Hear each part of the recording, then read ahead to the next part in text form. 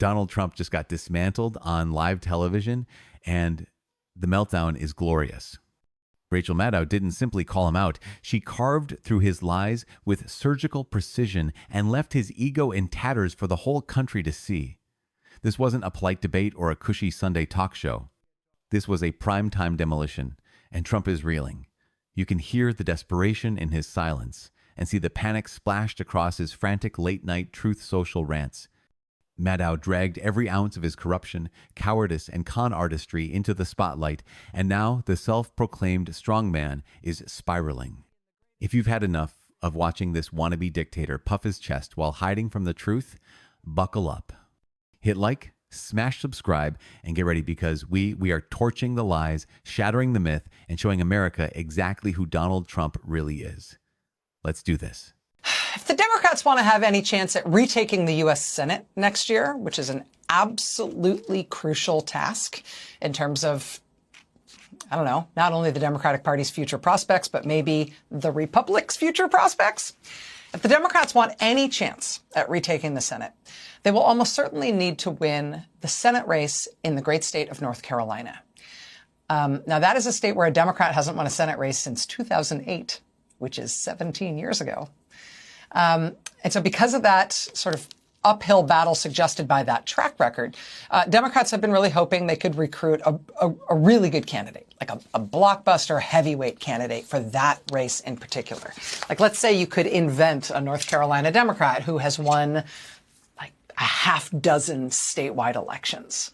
Let's say you could invent a North Carolina Democrat who has won statewide elections multiple times, even when Donald Trump was winning North Carolina on the same ballot.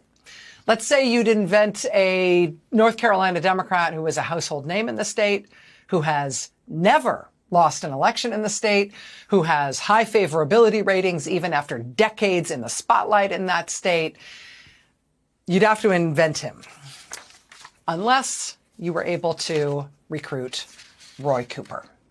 And today, Democrats got that wish when former North Carolina governor and former North Carolina Attorney General Roy Cooper announced that he is, in fact, going to run for that Senate seat. When you made me your Attorney General, I prosecuted criminals and took on scammers, big banks, and drug companies. When you made me your governor, we balanced the state budget every year and worked with Republicans to raise teacher pay, recruit thousands of better-paying jobs, and expand Medicaid to more than 650,000 working North Carolinians. But right now, our country's facing a moment as fragile as any I can remember. And the decisions we make in the next election will determine if we even have a middle class in America anymore. I never really wanted to go to Washington. I just wanted to serve the people of North Carolina right here where I've lived all my life. But these are not ordinary times. These are not ordinary times. And if anybody knows just how not ordinary these times are, it may be Roy Cooper, because the other thing to know about Mr. Cooper and this new race he's about to run to Democrats' delight. Donald Trump may think North Carolina is safely tucked in his red column, but Roy Cooper just crashed that fantasy. This is not some no-name hopeful. Cooper has won statewide again and again, even when Trump was winning the state on the same ballot. He has never lost. He is a household name, and he has approval ratings that most politicians would sell their soul for. As governor, he expanded Medicaid to over 650,000 people, raised teacher pay, and brought in better jobs, all while Republicans tried to strip his powers like sore losers at a rigged game. Now he is taking that fight to the Senate, right into Trump's Washington. For Democrats, this is not just a candidate, it is a weapon. For Trump and the GOP, it is a problem they cannot spin away. North Carolina has not sent a Democrat to the Senate in 17 years, but Cooper might just break that streak in spectacular fashion. Is that this man has been through some things, some things that qualify him perhaps uniquely for this moment in Washington. He has served in North Carolina. He has not served in Washington, but he brings an experience, a level of political experience to Washington if he wins this race, which is again, perhaps uniquely suited to this moment. And that is because during Roy Cooper's 2 terms as governor in North Carolina, Republicans turned North Carolina into kind of their anti-democracy pilot project. In 2016, when Roy Cooper ousted the sitting Republican governor of North Carolina to win the state house for the first time, the very first thing Republicans in the legislature did was they started stripping powers from the governor's office. Oh, the governor's going to be a Democrat now? Well, then no more powers for the governor. Republicans basically said to North Carolina voters, sure, okay, maybe you can elect a Democrat, but if so, we will not allow that Democrat to wield the powers of this office. For all 8 years that Roy Cooper was governor, Republicans were particularly focused on not just taking away his powers broadly, which they were, but explicitly and specifically, they wanted to take away any control he would have as governor over administering the state's elections. They wanted that power to be in Republican hands. They're still at it.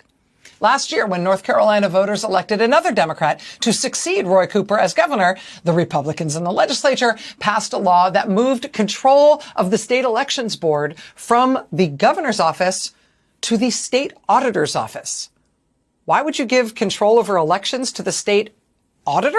That's a job for a guy who, keeps tabs on the state's finances. Why would he be in charge of elections all of a sudden? Oh, they gave that guy the job of administering elections or overseeing elections because while Democrats won the other races, it was a Republican who won the state auditor's race. So suddenly it's the auditor's office that should control the state's elections. In case it wasn't exactly clear what they were doing, right? That said, what started in North Carolina has really been embraced as a model by Republicans in other states. North Carolina has essentially been a testing ground for Republicans in terms of small d Democratic disempowering of the opposite party. And Roy Cooper has been their prime target. When it comes to taking power and then seeking a sort of autocratic breakthrough, using the power of government to stay in power yourself and to deny the ability to govern to your political opponents, North Carolina is where we have most practically been experiencing that in recent years before the moment that we're in right now. Which means that if Roy Cooper, in fact, wins this Senate race in North Carolina, he's going to bring some highly relevant experience to Donald Trump's Washington from North Carolina. Joining us now for his very first TV interview since announcing his Senate run is the former governor of North Carolina, Roy Cooper. Roy Cooper, Governor, it's really nice of you to be here tonight. I know this is a really busy day for you. Thank you for your time. Well, thanks, Rachel. Glad to be with you. And I'm certainly thinking about the family and friends of the officer in New York. Terrible tragedy. But thank you for having me on. You said in your announcement today that you never really wanted to go to Washington. You only ever wanted to serve the people of North Carolina, which you've done as Attorney General and as a 2-term governor in the state. But you said you were getting into this race because these are no ordinary times. What did you mean by that? What made you decide this is what you need to do right now? There are so many bad things coming out of Washington that hurt the middle class and hurt people who are trying and dreaming of being in the middle class, seeing the health care stripped away from them, seeing tax breaks for the wealthy and a pittance for them. Time and time again, we are seeing Washington hurt everyday people, taking food out of the mouths of hungry children. I've thought that I need to make a difference at a time like this. I need to run for the United States Senate because I've been able to work with Republicans in North Carolina, and I have been able to try and stop them when they do bad things. We expanded health care to more than 670,000 North Carolinians. We were able to put a plan in place that helps address the high cost of living for North Carolinians by eliminating $4 billion in medical debt for 2 million North Carolinians. I want to take those problem-solving skills to Washington and make a difference for North Carolina. I love my state. I love my country. It was time for me to step up yet again, and I'm ready to do this.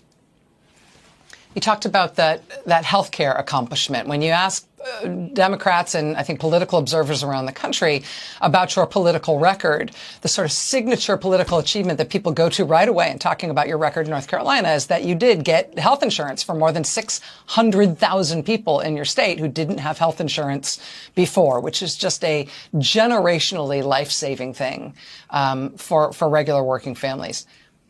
Given that, I can't help but note that the reason this seat is open is because Republican U.S. Senator Thom Tillis opted not to run for re-election. And he did that right after he opposed Donald Trump's massive bill that will strip health insurance from potentially hundreds of thousands of people in your state who currently owe the health insurance they've got to you. I just have to ask you about that. What does it say to you that Thom Tillis couldn't support that bill from Donald Trump and that he couldn't stay in his Senate seat after he decided to oppose it?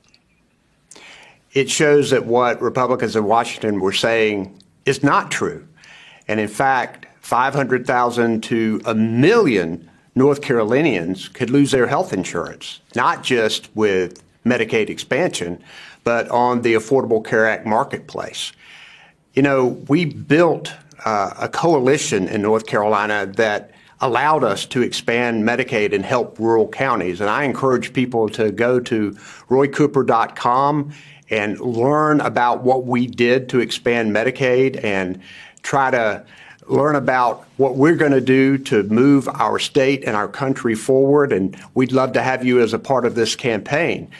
But when I handed that Medicaid card to Penny on the first day of Medicaid expansion, I saw tears in her eyes, and we knew that we had accomplished something getting health insurance to people who had never had it before. Now, Washington Republicans are going to strip it away. And I think that is such a contrast in this race, because we know what Washington Republicans are doing to health care in this country. And we talk about lowering the cost of everyday working families who are holding their breath and waiting for that next car repair bill, worry about how they're going to pay for child care. They need health insurance. Every American needs health insurance. Here we gave it to more of them. They're going to take it away again. We're going to make sure that people of North Carolina know about this. And when I get to Washington, I'm going to do something about it. So many people in Washington just want to be something. I want to do something. And I believe that rural Americans are going to let their members of Congress and their senators have it once they find out that they're about to lose life-saving health insurance. We need to get that message out. Former North Carolina governor, former North Carolina attorney general, now U.S. Senate candidate Roy Cooper. Thank you so much for your time tonight, talking to us as your first TV interview after announcing you'd be taking the Senate race. Democrats all over the country have been sort of wondering whether you're going to take this leap. It's a really big deal for the country that you are in this campaign. Thanks for joining us tonight to talk about it. Thanks, Rachel. I'm ready to roll. Trump's Washington has been a factory of cruelty, stripping health care, feeding tax cuts to billionaires, and tossing crumbs to working families. That's the game plan. And Republicans have played it for years. But Roy Cooper knows how to fight back, because he's already done it in North Carolina, even when the GOP tried to turn the state into their anti-democracy laboratory. He expanded Medicaid to over 670,000 people, slashed medical debt, and stood up to the very kind of power grabs Trump now wants to export nationwide. This Senate race is not just about one seat. It's about whether the people get a voice or Trump's machine gets another rubber stamp. North Carolina has sent Cooper to the fight before, and he's delivered. Now, the stakes are national. If you want someone who will do something, not just be something, this is the moment. The line is drawn and it runs straight through 2025.